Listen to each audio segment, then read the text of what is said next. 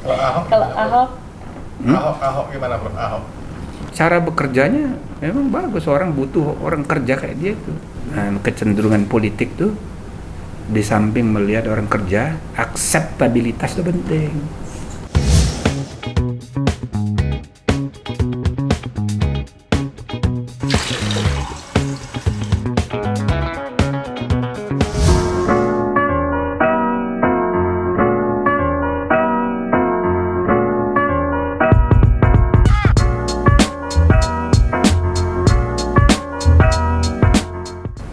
masih di Ngompol ngomongin politik, JPNN.com masih bersama Profesor Jimli Asidiki.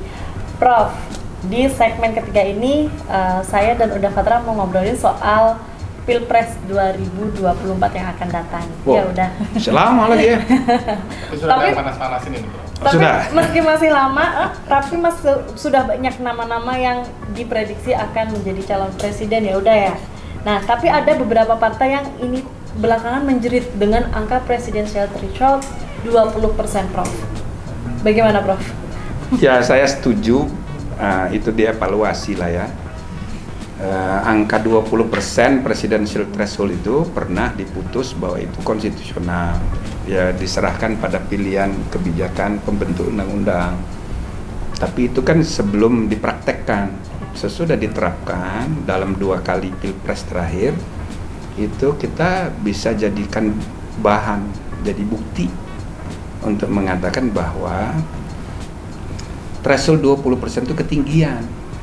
Sebab dari sejak awal dia sudah memastikan calon itu terpolarisasi cuma 2, dan berarti desain sistem pemilihan presiden menurut Undang-Undang Dasar yang 2 ronde itu tidak pernah akan terlaksana 2 ronde itu karena calonnya cuma 2.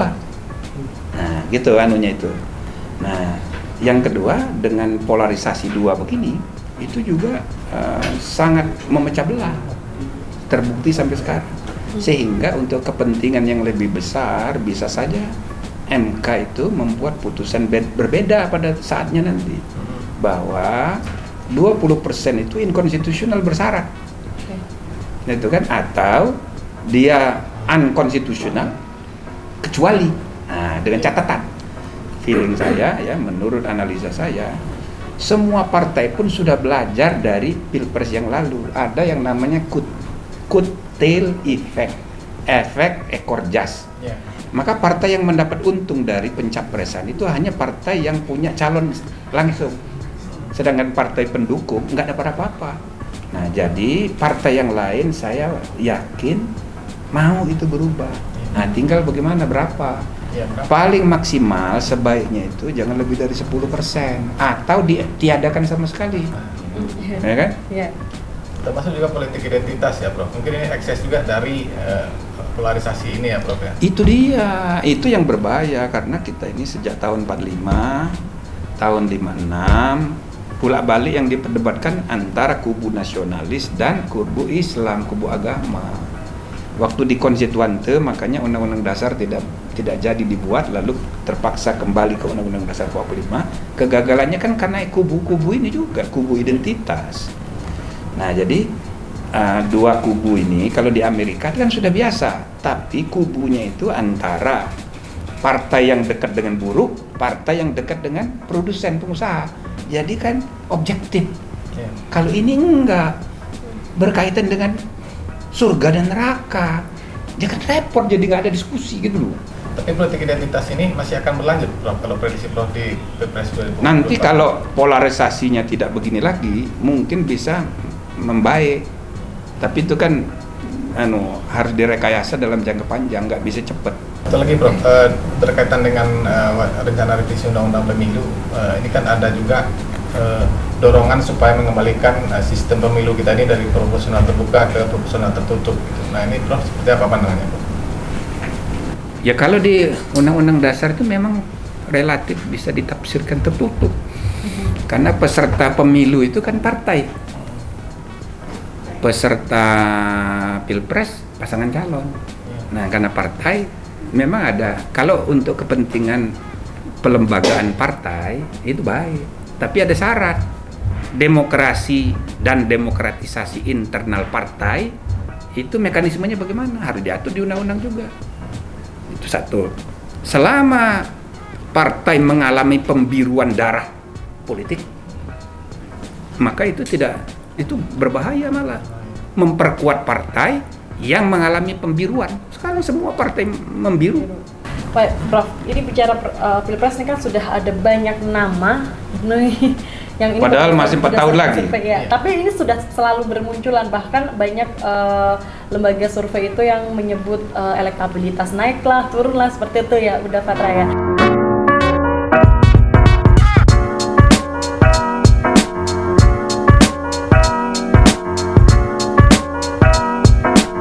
Itu ya udah Fatra ya. Ya, kita mulai. Nama tokoh yang akan saya ajukan ke Profesor Jimli Asidiki. Ada Prabowo, Pak. Lah ya udah berapa kali dia nyalon? 4 kali. Ya kan? Gimana Pak Kalau dia nyalon lagi, ya 5 kali bisa aja kan? Allah punya ketentuan, Ya. bisa saja. Kalau Ya Puan kan? Maharani, Prof? Puan Maharani, lah kurang apa dia? Sudah jadi Menko, sudah jadi Menteri Menko, jadi Ketua DPR. Kalau 4 tahun lagi, sudah lebih dari matang. Apalagi partainya partai terbesar. Ya. Punya terah, cuma nggak tahu pemilih kita ini terlalu maskulin. Ini hanya yang dari televisi ini yang perempuan cuma 1, gimana ini? Ya. Ya kan, ini sudah tidak ada keadilan gender. Ya. Jadi memang susahnya lagi perempuan cenderung tidak memilih perempuan, sukanya laki-laki gitu loh. Ini susah ini. Kalau Anies Baswedan, Prof? Ya dia juga orang bagus ya, mudah-mudahan nanti sesudah selesai gubernur kapan? 2002 enggak dong. 22. Nah, apakah dia mau nyalon lagi apa enggak? Itu dilema bagi dia. Kalau dia tidak nyalon lagi nanti nggak punya panggung. Ya. Kan repot juga. Kalau nyalon lagi ada problem. Kalau Ahok, Kalau Ahok, Ahok gimana Prof? Ahok. Nah, Ahok ya cara bekerjanya memang bagus, orang butuh orang kerja kayak dia itu. Cuma kan orang kecenderungan politik tuh di samping melihat orang kerja, akseptabilitas itu penting. Jadi kapabilitas oke, tapi akseptabilitas, nah itu jadi problem bagi dia, ya kan? tapi bukan tidak mungkin bisa mencalonkan ya, Prof? Ya dari segi apa namanya, hak konstitusional. Saya kan kalau ceramah di Papua suka saya bercanda. Itu wakil presiden tahun 45 dulu itu diusulkan Muhammad Yamin 2 orang. Satu dari barat, satu dari timur. Kenapa begitu? Karena di kepala dia presiden itu selalu orang Jawa. Gitu kan? Tapi kan nggak pada setuju. Dah cukup 1 aja, ngapain 2-2? Nah, maka wapres cuma 1. Artinya wapres itu tidak perlu dari timur, tidak perlu dari pokoknya dari Indonesia aja. Berarti presiden juga begitu. Jadi presiden pun dari Papua bisa, kenapa enggak? Oh, tepuk tangan. Cuman saya bilang itu secara konstitusional begitu. Tapi apa mungkin apa enggak, itu nomor 2. Barangkali sebelum orang Papua, mungkin orang Palembang dulu yang terpilih jadi presiden. Oh, pada ketawa semua.